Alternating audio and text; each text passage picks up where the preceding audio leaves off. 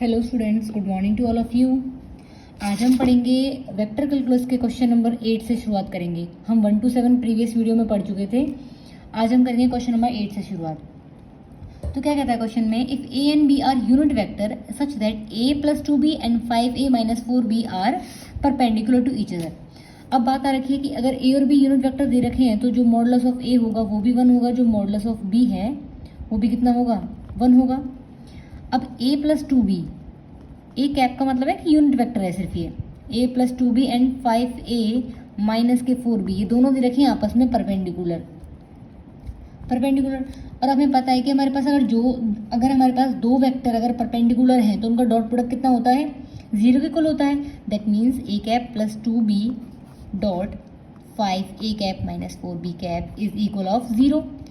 Multiply करेंगे 10 a cap जब modulus of a होता है, मॉडुलस ऑफ a का स्क्वायर कितना होता है, मॉडुलस ऑफ a का स्क्वायर होता है a वेक्टर और a वेक्टर। तो यहाँ पे जब a वेक्टर की a वेक्टर से डॉट प्रोडक्ट निकालेंगे तो क्या हो जाएगा, ये मॉड ऑफ a का स्क्वायर प्लस में यहाँ पे 10 और ये b dot a minus K 4 a cap dot b cap minus K 8 mod of b cap का स्क्वायर इज इक्वल ऑफ 0। हमें पता है मॉडुलस ऑफ a और b, a और b हमारे पास यूनिट वेक्टर है तो उनका जो मॉडुलस का स्क्वायर होगा वो कितना होगा, 1 होगा। तो 10 plus 10 B cap dot A cap minus K 4 A cap dot B cap minus K 8 is equal of 0। जब इसको हम सिंप्लीफाई करेंगे तो हमारे पास कितनी वैल्यू आएगी, एक मिनट, a प्लस 2b, अच्छा ये 10 नहीं ये 5 होगा ना, 1 इंटू 5, ठीक है। तो 5 माइनस 8 कितना हो जाएगा, माइनस के 3 plus K 10 B cap dot A cap minus K 4 A cap dot B cap is equal of 0। अब a डॉट बी में यहाँ पे मतलब दो वेक्टर्स का डॉट प्रोडक्ट निकालेंगे तो 0 एक सेम ही रहेगा ये, तो इसको सिंप्लीफाई कर लो, कितना हो गया 6 B cap dot A cap is equal of 0। Simplify करने के बाद हमारे पास आएगा ये, that means B cap dot A cap is equal of 1/2। जब भी दो वेक्टर्स का डॉट प्रोडक्ट निकालते हैं, जैसे कि a डॉट बी निकालते हैं b डॉट a, तो कितना रहेगा, mode of a mode of b cos theta, ठीक है। तो यहाँ पे भी mode of b mode of a cos theta is equal of 1/2। ये दोनों यूनिट वेक्टर हैं तो मॉडुलस इनका 1 रहेगा। तो this implies cos theta is equal to 1/2। तो थीटा की किस वैल्यू पे, कॉस की वैल्यू हमारी 1/2 रहती है, तो obviously theta will be 60 degree, या लिख सकते हैं हम थीटा विल बी π/3। रेडियन में करें तो हम इतनी वैल्यू रहेगी हमारे पास, ठीक है। Now the next question is question number 9। ये क्या कहता है, find the value of A such that these 3 vectors are coplanar. जब भी हमारे पास इस तरह से वेक्टर दे रखे हों और वो कोप्लेनर हो तो सीधा तरीका है कि उनका जो डिटरमिनेंट फॉर्म में लिख देंगे उनको हम, तो ये 2 -1 1 और इसके 1 2 -3, यहाँ पे 3 a 5। अगर ये कोप्लेनर हैं तो इस डिटरमिनेंट की जो वैल्यू आएगी वो आएगी इक्वल टू 0। इसको हम सिंप्लीफाई कर लेंगे सीधा अलॉन्ग रो 1, तो 2 बचेगा कितना, ये 10 प्लस 3a, ये -1 ऑलरेडी ये रहेगा, और ये 5 3 3 9 plus 1 a minus 6 is equal of 0। 20 plus 6 से सिंप्लीफाई कर दिया, ये प्लस 5 प्लस 9 14, ये प्लस का 14 प्लस a माइनस के 6 इज इक्वल ऑफ 0। सिंप्लीफाई करेंगे इसको हम, कितना हो जाएगा, ये 6 और 1 7a, 14 माइनस के 6 8 बचेगा, और ये हो जाएगा हमारे पास इज इक्वल टू 28, वो भी नेगेटिव का। तो a is equal of 28/7 that will be 4। तो a इज इक्वल ऑफ -4। आई बात समझ में, हमने सिर्फ उसको सिंप्लीफाई कर दिया। याद क्या रखने वाली चीज़ है इसमें, अगर ऐसे वेक्टर दे रखे हों तो इनकी वैल्यूज़ निकाल के ये रिडक्शन रेशियोज़ की और इसके डिटरमिनेंट को हम लिख देंगे 0 के फॉर्म में, मतलब 0 रहेगा अगर ये कोप्लेनर है तो, ठीक है। हमारे पास a की वैल्यू आ गई -4। Now next question is question number 10। Find the points with position vectors. कुछ पॉइंट दे रखे, 3 पॉइंट दे रखे हैं, वो हमारे पास कोलिनियर है। अब यहाँ पे तो हमारी जो ये 3D में थी, मतलब i j k की फॉर्म में, यहाँ पे कितने हैं, 2 में है, 2 डायमेंशन में। तो इस केस में हम क्या करेंगे, जो ये रेशियोज हैं 1 10 3 और इसको मान लेंगे 1 1 1, इसको 40 माइनस के 8, यहाँ पे a और यहाँ पे माइनस का 52।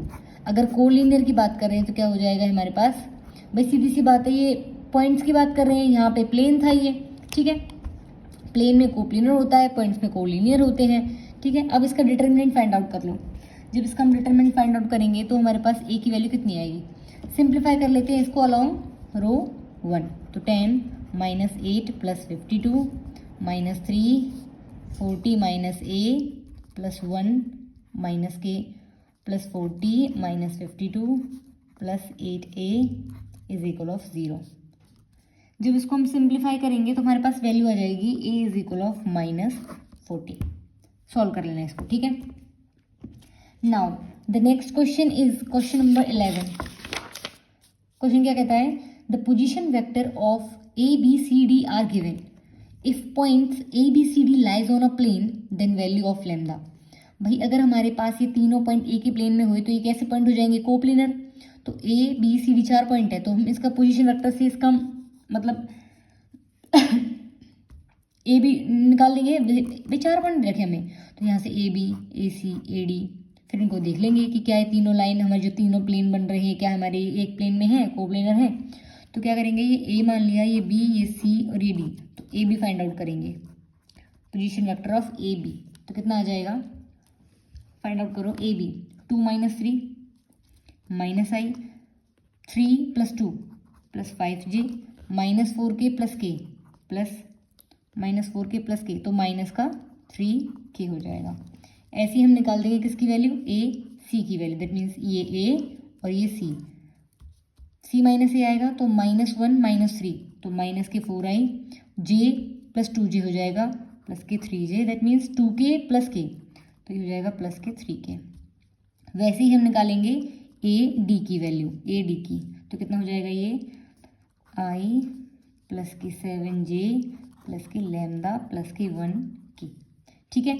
अगर तीनों पॉइंट हमारे एक ही प्लेन में हैं तो हम कैसे निकालते थे इसकी वैल्यू, ए बी डॉट मतलब ए डॉट बी क्रॉस सी करके निकालते हैं ना, तो 0 रहती है। यहाँ पे हमारे पास ए बी सी की जगह क्या है, ए बी ए सी और ए डी, तो A C cross A D is equal to 0। या तो इस तरह से लिख लो या फिर वही सेम फॉर्म डिटरमिनेंट की फॉर्म में लिख लेंगे, क्या आ जाएगा, -1 5 -3 -4 3 3 1 7 lambda plus 1, determinant will be 0। जब इसको हम फाइंड आउट करेंगे, वैल्यूज निकालेंगे इसकी, तो हमारे पास लैम्डा की वैल्यू आ जाएगी -146/70। किसी की भी रो के अलॉन्ग या कॉलम के अलॉन्ग इसको हम एक्सपेंड कर सकते हैं। सिंपल डिटर्मिनेंट फाइंड आउट करना है इसका 3x3 मैट्रिक्स का, ठीक है। Now we will switch to the question number 12। क्या कहता है क्वेश्चन नंबर 12, हमारे पास एक वैल्यू गिवन है u is equal of I cross A cross I plus J cross J plus के क्रॉस ए। हमें बताना है कि जो इसकी वैल्यू है u की वो किसके इक्वल रहेगी, then the unit vector will be equal to what. Simplify करेंगे इसको हम, तो हम एक ए वेक्टर मान लेते हैं such that X I plus Y J plus Z K. A cross B cross C का फॉर्मूला क्या होता है, ए क्रॉस बी सी का फॉर्मूला होता है ए डॉट सी बी बाहर माइनस ए डॉट बी और सी बाहर, ठीक है। तो इसमें हम इस वाली फॉर्म में इसमें और तीनों टर्म में अलग अलग हम अप्लाई करेंगे, तो क्या रहेगी हमारे पास इसकी वैल्यू, तो आई मतलब ये ए ये बी और ये सी, तो ए डॉट सी रहेगा, तो I dot I A outside minus K, अब A dot B that means A dot I I dot A, बात सेम ही है, और यहाँ पे आई बाहर, ठीक है।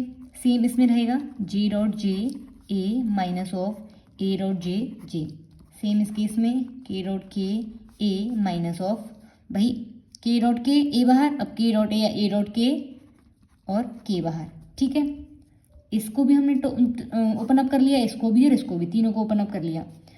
And we know I dot I J dot J and K dot K की वैल्यू कितनी होती है हमारे पास, 1 होती है, तो ये वैल्यू 1 दैट मीन्स ये ए बचेगा हमारे पास यहाँ पे वेक्टर, ठीक है। तो ए माइनस के ए डॉट आई ए कैप, ये तो सेम ही रहेगी, ए डॉट आई दिस, यहाँ पे भी ये सेम, तो यहाँ से भी आई निकल के आएगा, यहाँ से भी ए निकल के आएगा, यहाँ से भी ए और यहाँ से भी ए, तो टोटल कितने ए हो जाएंगे हमारे पास, 3a हो जाएंगे। अब बच क्या गया हमारे पास, ए डॉट आई माइनस के ए डॉट जे जे माइनस के ए डॉट के। अब देखो हमारे पास ए वेक्टर है ये, जब हम ए वेक्टर ए डॉट आई निकालेंगे तो जब डॉट प्रोडक्ट निकालते तो सेम सेम पे मल्टीप्लाई होगी ना, मतलब कि भाई एक्स है यहाँ पे आई टर्म है तो ये क्या बचेगा, सिर्फ हमारे पास एक्स बचेगा। वैसे ही ए डॉट जे निकालने पे वाई बचेगा, ए डॉट के निकालने पे हमने डॉट प्रोडक्ट निकाल दिया इन दोनों का, ठीक है, तो हमारे पास क्या बचेगा, जेड बचेगा। We will simply put these values in this equation. हमने यहाँ पे रख दिया एक्स आई, ये Y J minus K Z K, common आ जाएगा नेगेटिव, तो क्या बच गया X I plus Y J plus Z K. 3 A cap A vector, ये किसको रिप्रेजेंट कर रहा है, ए वेक्टर को, that will be this, answer will be 2a, मतलब 2 वेक्टर, ठीक है, ए वेक्टर, ये हमारा फाइनल आंसर है। तो हमारे सब क्वेश्चंस में हमें ट्रिक लगानी है कि भाई कोप्लेनर दे रखा हो तो डिटरमिनेंट निकालते हैं, वेक्टर्स दे रखे कौन सा फॉर्मूला यूज़ होगा, ये फॉर्मूला यूज़ होगा, वेक्टर ट्रिपल प्रोडक्ट का डॉट प्रोडक्ट क्या रहता है। वैसे ही अगर आई क्रॉस आई आ जाता है तो क्या होता, जीरो होता, उस चीज़ें मतलब बेसिक चीज़ें याद रखनी है, ठीक है। नेक्स्ट वीडियो में अगले क्वेश्चंस करेंगे हम, ओके।